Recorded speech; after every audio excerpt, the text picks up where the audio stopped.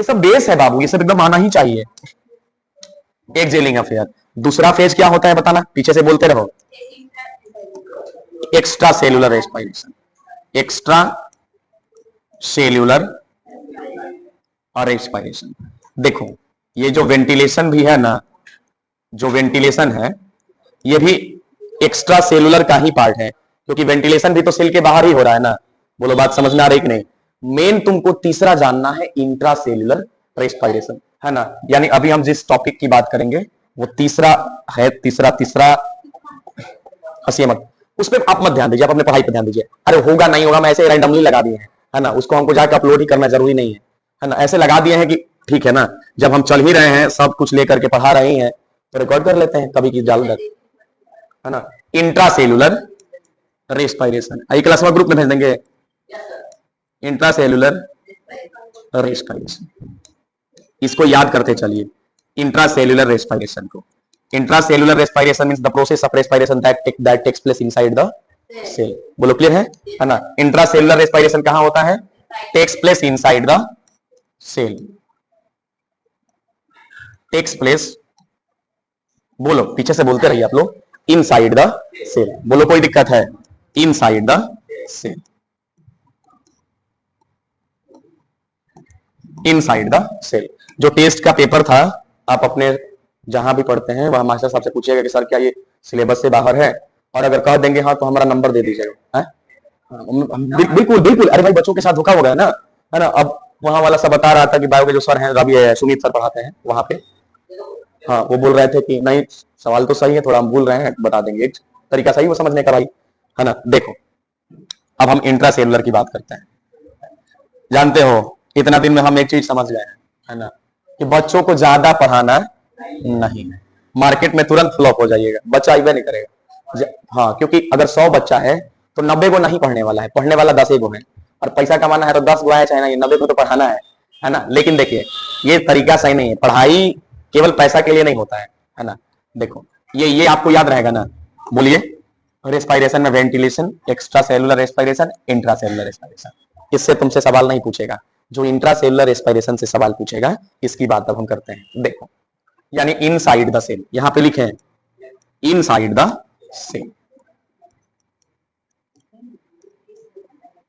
Inside the cell. हाँ पूछो, हमसे पूछो क्या समझ में नहीं आ रहा है, मतलब हाँ देखो जैसे हम सांस लिए तो एक ये फेज हुआ ब्रीदिंग का, फिर दूसरा फेज क्या होता है कि जो ऑक्सीजन है ब्लड के साथ मिक्स होकर के सेल तक जाता है, ये दूसरा। और तीसरा फेज में ऑक्सीजन सेल के अंदर एंटर कर जाता है, अब वहां पर बहुत सारा प्रोसेस ऑक्सीडेशन होता है। लेकिन अब पूरा माजरा समझना, इनसाइड द सेल की बात कर रहे हैं, ध्यान से सुनो। सेल के अंदर ग्लूकोज रहता है ना, बोलो रहता है कि नहीं। कौन सा ग्लूकोज, हेक्सोज, है ना। कौन सा ग्लूकोज, मतलब रहते तो सारे ग्लूकोज हैं, हेक्सोज का स्पेशल है। हेक्सोज का दूसरा नाम डी ग्लूकोज भी है, क्या नाम है, डी ग्लूकोज। बस नाम याद रखिए क्यों है, बाकी आगे की चीज है।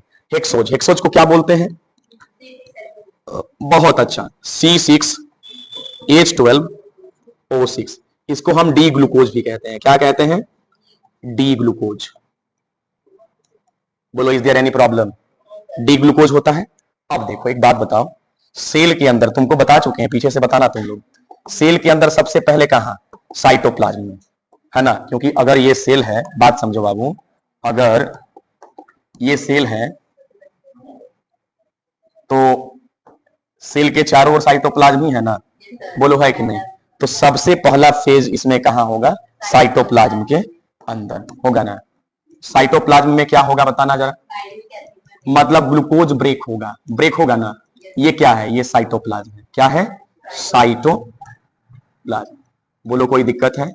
और इसी साइटोप्लाज्म में माइटोकॉन्ड्रिया होता है कि नहीं, ये है तुम्हारा माइटोकॉन्ड्रिया।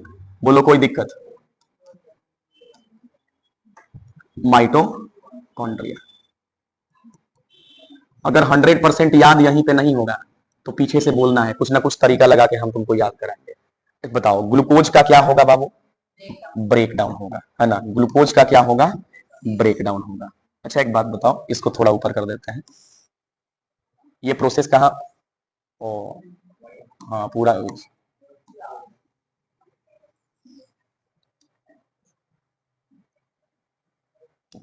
बताओ ये प्रोसेस कहाँ हो रहा है? Inside the cell. बोलो ये इनसाइड द सेल हो रहा है ना। अच्छा ये इसको कहाँ होता है? ये साइटोप्लाज्म में। बोलो कहाँ होता है? साइटोप्लाज्म में।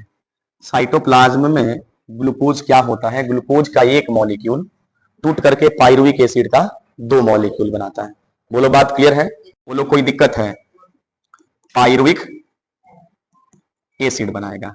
पाइरुविक एसिड क्या है? तो 3 कार्बन मॉलिक्यूल का ऑर्गेनिक कंपाउंड है। C3H4O3 इसका फॉर्मूला होता है। C3H4O3 O3 है ना। C3H4O3 है ना। तो ए क्या बनेगा? 2 मोल पाइरुविक एसिड बनेगा। बोलो तुम लोग को बात समझ में आ रहा है? साइटोप्लाज्म में ध्यान से सुनो, साइटोप्लाज्म में जब ग्लूकोज का एक मॉलिक्यूल टूटेगा तो 2 मोल पाइरुविक एसिड बनेगा। बोलो इतनी बात क्लियर है? पाइरुविक एसिड C3H4O3 यानी इसी का टूटा हुआ फॉर्म है। बोलो बात क्लियर है ना। इस प्रोसेस को क्या बोलते हैं? इस प्रोसेस को हम ग्लाइकोलिसिस बोलते हैं। क्या बोलते हैं? ग्लाइकोलिसिस। अच्छा ये बताओ ये ग्लाइकोलिसिस का प्रोसेस कितने स्टेप में होता है? Occurs in 10 step. कितने स्टेप में? 10 स्टेप में। ऑकर्स इन बोलिए 10 स्टेप्स। पूरा पूरा याद हो रहा है ना। और कितने एंजाइम इसमें इन्वॉल्व होते हैं? 10। मतलब हमें लग रहा है कि ग्लूकोज साइटोप्लाज्म में गया, सुनो ध्यान से, हमें लग रहा है कि ग्लूकोज साइटोप्लाज्म में गया और टूट गया।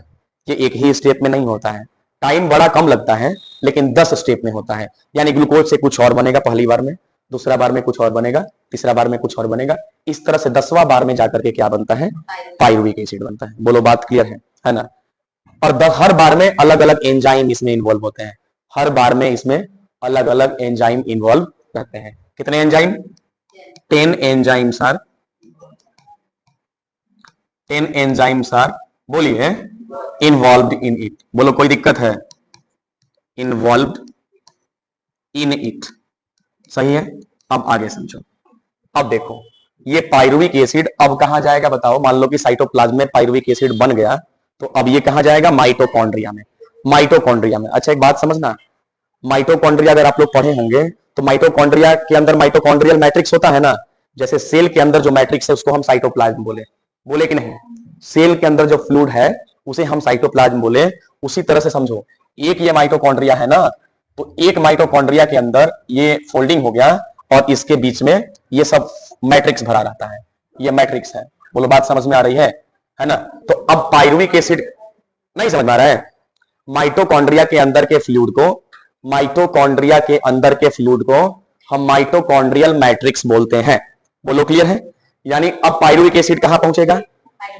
अब एक बात समझ जाओ, पाइरुविक एसिड का है ना, थोड़ा सा ध्यान देना। पाइरुविक एसिड को तो माइटोकॉन्ड्रिया में जाना चाहिए लेकिन पाइरुविक एसिड डायरेक्ट माइटोकॉन्ड्रिया में नहीं जा पाता।